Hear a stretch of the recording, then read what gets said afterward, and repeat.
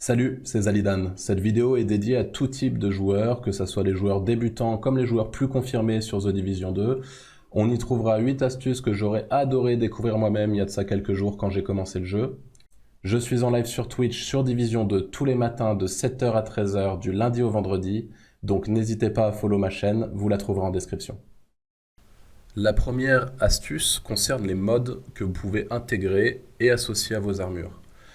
Donc, beaucoup de joueurs passent à côté de ça pendant la première partie du jeu et ne savent pas que les armures sont modables. On peut rajouter des mods sur les armures dans Division 2, cela va vous apporter de nombreux bonus intéressants et potentiellement même vous débloquer des bonus d'armes si vous calculez bien votre coût. C'est-à-dire que vous avez certaines armes qui ont des bonus, mais ces bonus sont activés si vous avez un certain nombre de mods sur vos armures et des mods d'un certain type. Donc je vous laisserai voir ça de manière un petit peu plus poussée de votre côté, mais en tout cas sachez que vous pouvez activer des bonus particuliers grâce à ces mods. Attention cependant, lorsqu'un mod est appliqué sur une pièce d'armure, si vous démontez cette pièce, ça ne vous rendra pas le mod, contrairement à un mod d'arme. C'est vrai que si vous démontez une arme, donc vous allez bien sûr, quand je dis démonter, c'est quand vous appuyez sur X et que l'arme se démonte et que vous récupérez des composants. Et bien si vous faites ça avec une arme, vous ne perdez pas les mods. Vous pouvez toujours réutiliser les mods sur une autre arme. Ce n'est pas le cas sur une pièce d'armure, donc méfiez-vous à ne pas perdre des mods intéressants. Quand je dis mode intéressant, il ne faut pas oublier qu'on est dans un MMO basé sur le loot. Donc si vous attrapez, si vous lootez un mode qui est très intéressant pour vous, eh bien il faudra le mettre de côté afin d'être sûr de pouvoir l'intégrer à une armure qui est complètement optimisée pour vous.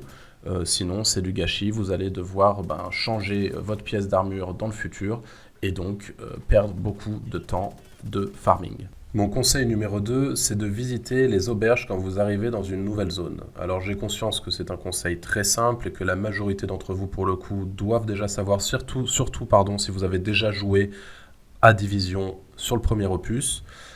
Mais pour les débutants qui voient cette vidéo, c'est un conseil qui reste très important. Ça va vous permettre de débloquer toutes les missions secondaires, toutes les petites missions de la zone et donc tout simplement de commencer à jouer au sein de la nouvelle zone.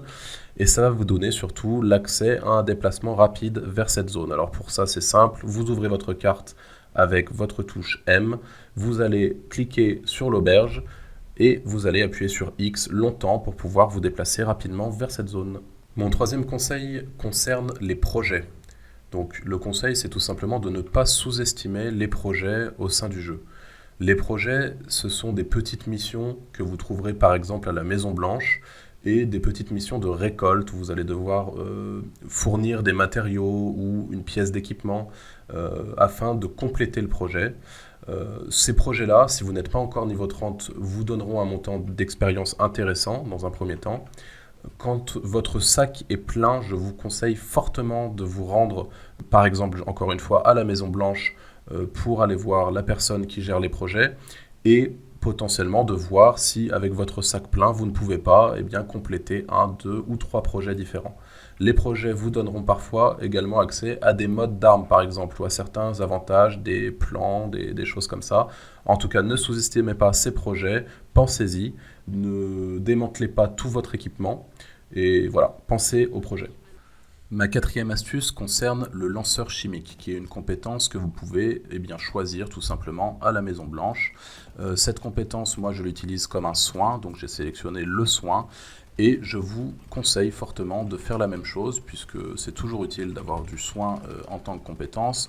J'ai essayé dans un premier temps le drone, qui est pas mal non plus, mais honnêtement pour moi, le lanceur chimique est le soin le plus efficace et le plus polyvalent, puisque vous allez pouvoir dans un premier temps heal rapidement votre armure, vous allez pouvoir lancer deux lanceurs chimiques à la suite, donc vous avez deux charges sur vous. Il peut être utilisé directement à l'endroit où vous vous trouvez en appuyant deux fois sur la touche qui est liée à votre lanceur. En l'occurrence, moi, ma touche c'est E, donc j'ai juste à appuyer deux fois rapidement sur la touche E et le lanceur chimique va se poser directement à mes pieds. Il peut également être utilisé pour soigner vos alliés. Donc par exemple, dans une situation de combat, vous pouvez en lancer un sur vous en appuyant deux fois sur E, puis vous appuyez sur E, vous maintenez E, vous visez l'endroit où se trouve votre allié et vous relâchez la touche E pour le soigner. C'est donc pour moi l'une des compétences les plus importantes et les plus utiles à l'heure d'aujourd'hui. L'astuce numéro 5 est une astuce qui concerne directement votre interface.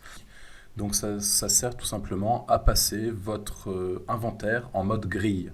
Donc actuellement votre inventaire il est étiré avec toutes vos armes par exemple qui donc sous forme de liste. En mode grille vous allez voir, vous allez pouvoir avoir à la fois deux petites listes en fait en parallèle et c'est beaucoup plus clair et le visuel est beaucoup plus intéressant et vous allez gagner sans doute beaucoup de temps grâce à ça.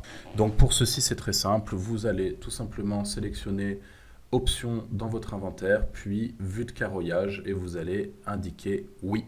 La sixième astuce consiste à sauter un petit peu plus rapidement au-dessus des obstacles, que ça soit en combat ou hors combat.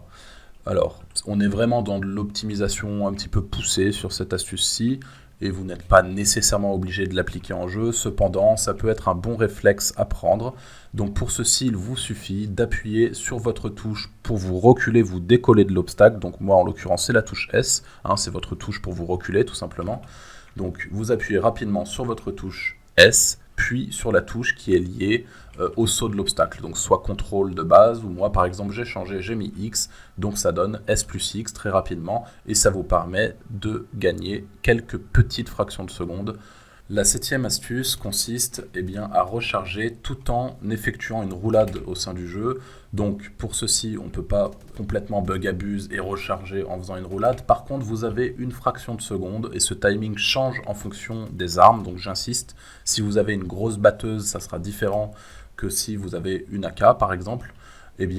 Il faudra trouver ce timing de votre côté en fonction des armes que vous aimez jouer, mais vous pouvez à la fin du rechargement, avant que celui-ci se termine, effectuer une roulade, peu importe, vers l'avant, l'arrière ou sur les côtés, tout en gardant l'arme rechargée à la fin de cette roulade. C'est-à-dire que le jeu aura considéré que vous avez bien rechargé votre arme, alors que théoriquement, le rechargement n'était pas encore fini. Donc là encore, on est sur une astuce qui vous permettra de gagner du temps. On le sait, le temps au sein de n'importe quel jeu, c'est important pour optimiser son gameplay.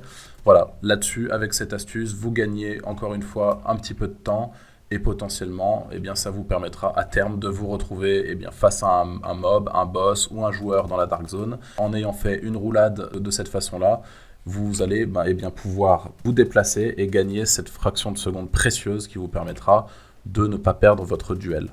Dans ce 8e et dernier conseil, nous allons parler de l'affichage du cooldown de vos compétences spéciales, telles que les drones ou bien encore le lanceur chimique dont on a parlé tout à l'heure. Alors il faut savoir que ces compétences spéciales, et vous le savez peut-être déjà, sont primordiales vis-à-vis de l'issue des différents combats que vous allez faire au sein du jeu.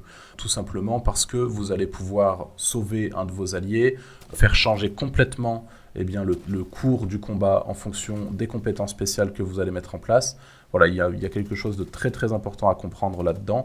Et du coup, par conséquent, il faut avoir le plus possible d'informations sur les cooldowns de nos compétences spéciales. En l'occurrence, vous pouvez, dans vos paramètres, activer dans le menu Gameplay l'affichage du cooldown, donc du compte à rebours. À chaque fois que vous utilisez cette compétence, vous allez avoir un petit compte à rebours qui vous dit exactement quand vous allez pouvoir réutiliser cette compétence. Donc c'est très important, on l'a déjà vu dans certains jeux, l'affichage du cooldown est très très important pour optimiser encore une fois son gameplay et progresser énormément dans le jeu. C'est la fin de cette vidéo, j'espère que vous y aurez appris des choses. N'hésitez pas si c'est le cas à me laisser un petit pouce bleu, ça me fait énormément plaisir. Je vais publier plusieurs vidéos par semaine sur Division 2 uniquement, donc si le jeu vous intéresse, n'hésitez pas à vous abonner également à ma chaîne YouTube. Je compte sur vous, si possible, pour me laisser un petit commentaire avec des sujets qui pourraient vous intéresser justement pour les prochaines vidéos, donc des sujets sur Division 2, ou éventuellement à me donner un avis critique et constructif pour m'aider à progresser dans la qualité de ces vidéos toujours. Je vous remercie et je vous dis à très vite.